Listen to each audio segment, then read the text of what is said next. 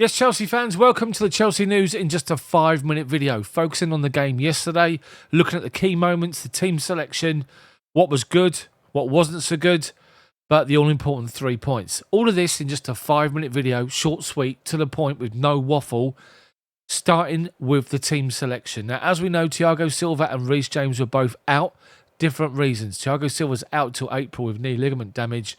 Reece James had a tight hamstring, but should still be okay for Dortmund. So there was a change to our defence, a back three, with Wesley Fofana, Kalidou Koulibaly and Badiashile in as the defensive three, and they did really, really well, it has to be said. Koulibaly looks decent. He's actually finding some form, which is really, really good to see. Good to see Fofana's involvement as well, and Badiashile coming back in. On the left-hand side, of course, Ben Chilwell was acting as the wing-back, but playing quite high. On the right-hand side, Ruben Loftus-Cheek had a bit of an average game, I'd say. Got involved in moments, gave away silly free kicks, but apart from that, pretty bang average if we're being honest.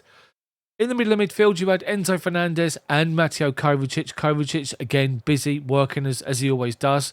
Fernandez, finding his way into the Premier League, was all good. Up top, we had Raheem Sterling. On the left-hand side, we had João Felix. In behind, Kai Havertz. Up front, again, we persist with Havertz. And to be fair with him, he should have actually scored in the first half. A great play from Chelsea, breaking up Leeds' possession in our side of our half. We break forward through Raheem Sterling, and he plays a great through ball between defenders to Kai Havertz. He takes one touch, two touch, gets to the edge of the box and should have hit it, but he took one touch too many. Allow Meslier to come out and block him the shot. He should have scored it. But Chelsea were good in that first half. They were bright, they were lively. I say that first half, probably opening 25 minutes, I'd say. And again, we should have had another one. A great move from Chelsea, again breaking up league possession in our half on the left-hand side. It breaks to Felix, turns away from Adams, and he plays a good ball square of him to Fernandez, who's supporting over halfway. He plays it out to Raheem Sterling on the right-hand side, level the edge of their penalty box now, and Sterling looks up and spots Felix coming onto the ball, plays it to him edge of the box. He hits it first time on the half volley, rattles the crossbar, and goes away from danger. A great move from Chelsea twice, no goal from it. And it looked as though that was going to be the case for us again. It's what's been plaguing us for absolute ages now.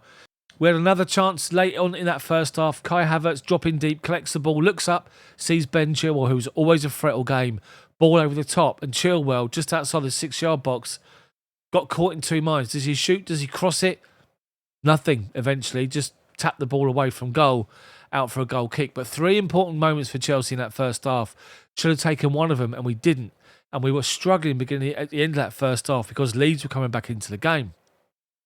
Second half, Chelsea started brightly again. A lot of possession, a lot of pressure on Leeds, and a melee in the penalty box comes out to Loftus-Cheek, who goes to the byline, pulls the ball back.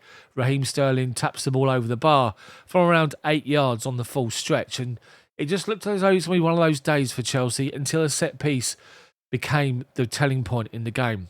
A corner from that left-hand side, Ben Chilwell with a lofted outswinger, and Fofana rose above everybody else. A great leap to score from the near post, a header that the goalkeeper could do nothing about. Chelsea were 1-0 up, and it was well-deserved based on the chances that had been created. Leeds was still winning the game, but Chelsea had got an advantage, thank God. It's the first time that we've scored in God knows how long, and we had to just hold on to it. And Graham Potter made some changes in the second half that I don't particularly agree with. He took away Felix and Sterling and brought in 2 midfielders to try and shut up shop.